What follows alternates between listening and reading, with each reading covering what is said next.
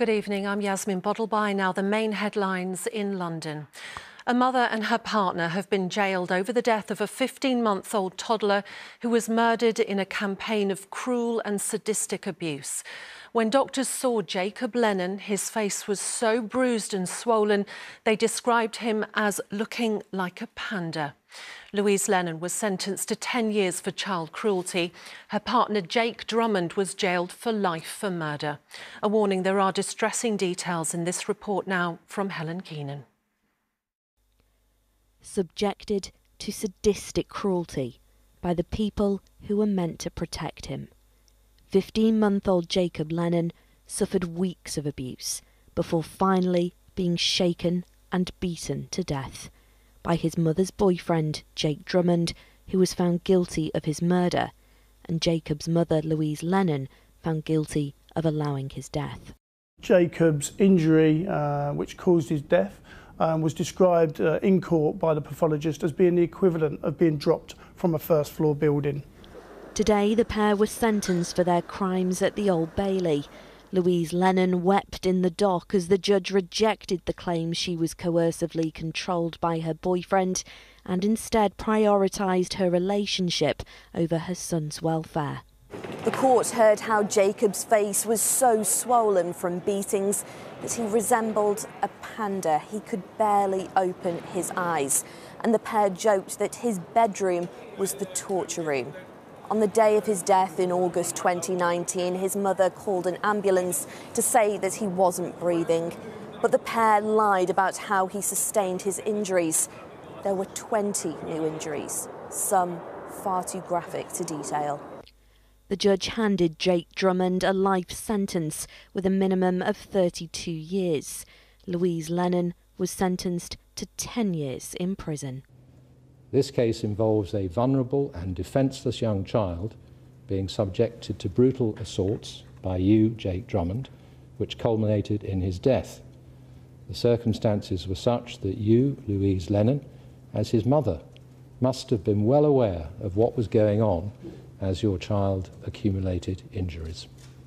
While Jacob sustained a catalogue of injuries to his face, body and genitals in his short life, this image, the judge remarked, is perhaps the most chilling of all.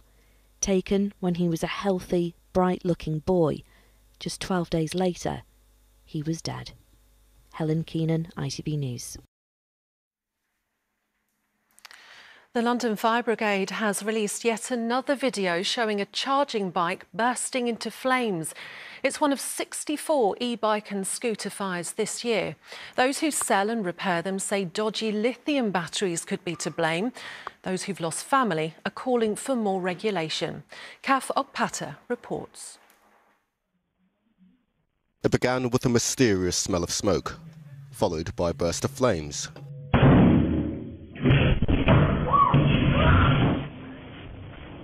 For Avi, this was indeed a narrow escape from a dangerous e-scooter. Others, however, haven't been as fortunate. My life is gone. It's my baby. Maria's daughter, Sophia, was at her boyfriend's flat when two e-scooters exploded. She tried escaping through the hallway, but was trapped by the fire. Nobody feel what I feel, and this don't happen again. If the people have e-bikes or e-scooters, don't keep in the house. This mother's warning is by no means a lone plea. This year alone, the London Fire Brigade has been called to 62 e-scooter fires, and there's a worry that the flames show no sign of stopping. We expect it to go up because they're becoming more and more common. They're a really useful means and economical means of transport. So we expect it to go up, and that's our worry. Now, it's one thing being safe on the road, helmets on, knee pads, and of course it is a fun and effective way to travel. The trouble is, with all of these e-scooter knockoffs out there, it's hard to know whether what you're riding is safe and fit for purpose. I went to an e-scooter garage in North London to find out what a dangerous scooter looks like. this here, that's a dodgy battery, right? It is the dodgy battery. Water has entered, it's all rusted, there is already chemical change in the battery itself. It is not safe to be used, unfortunately. And again with this isn't something you've just mocked up for us. Someone brought this in. Yes. What could have happened to the person who brought this in? That could have been fire, that could have been, in the worst case scenario, death. But again, it is a really extreme example. An extreme example, yes, but one some people know all too well.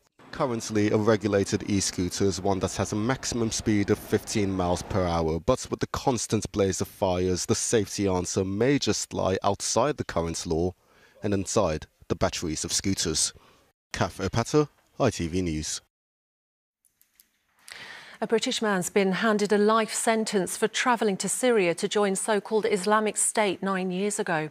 Shabazz Suleiman from High Wycombe was 18 when he disappeared on a family holiday to Turkey. He was arrested at Heathrow Airport in 2021 and charged with a string of terror offences. He pleaded guilty to preparing acts of terrorism.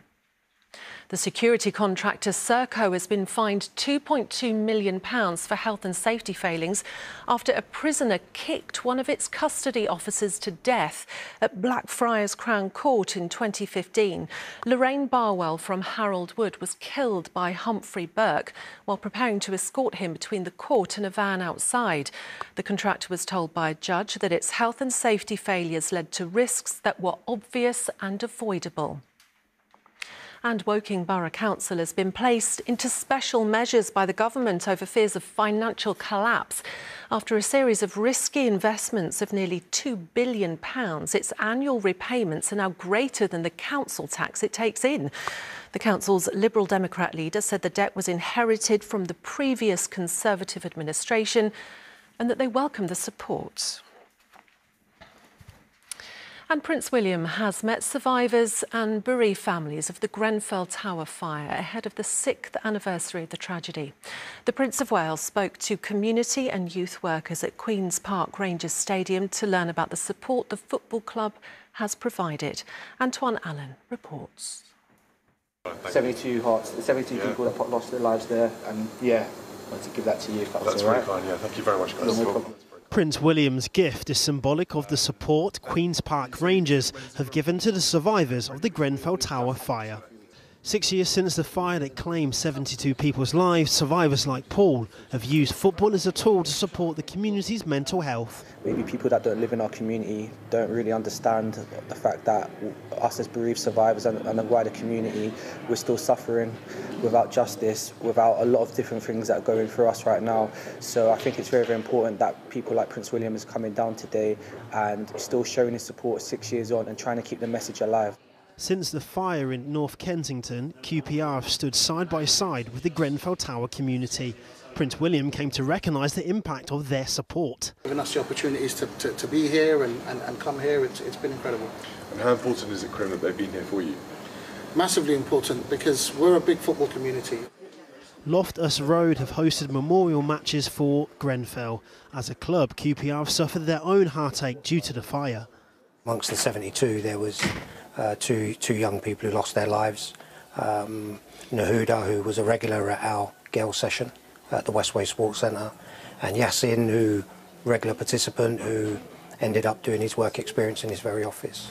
So for us as a staff and as a trust, it was happening to us. Before the future king left, he told the foundation and club CEOs he would look into ways to offer support. Appreciate it. We'll stay in touch again. We'll see what we can do to help. It's massive, and it makes everybody know this is still topical. You're not forgotten. You're still at the forefront. You're still important, and there's still a lot of work to be done. QPR's foundation works year-round to ensure the Grenfell Tower community knows they are supported by their local club. Antoine Allen, ITV News. Weather now, here's Chris.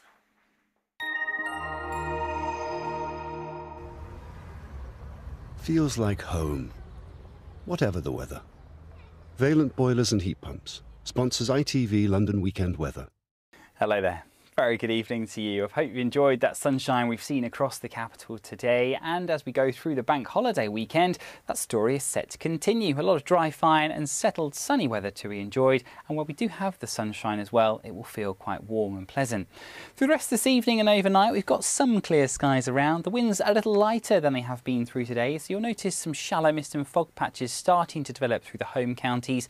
And temperatures for most of us should hold up between 7 and 10 degrees Celsius. We start Saturday morning then, fairly quiet with some sunshine, that mist and fog soon lifting and breaking, and barely a cloud in the sky through much of the afternoon actually. Still the winds funneling their way down through the likes of the Thames estuary, so temperatures just slightly lower here, but elsewhere highs 22 degrees Celsius, 72 in Fahrenheit. But if you are out in the sunshine, do remember that UV levels are now very high, so make sure you protect your skin. As we leave Saturday and go into Sunday, this cold front gradually sinks southwards, bringing a touch more cloud across the capital, maybe something a little cooler as well, but it should stay fairly fine with warm sunny spells on Monday. That's it from me. Good night. Valent sponsors ITV London Weekend Weather. That's it from us. Good night.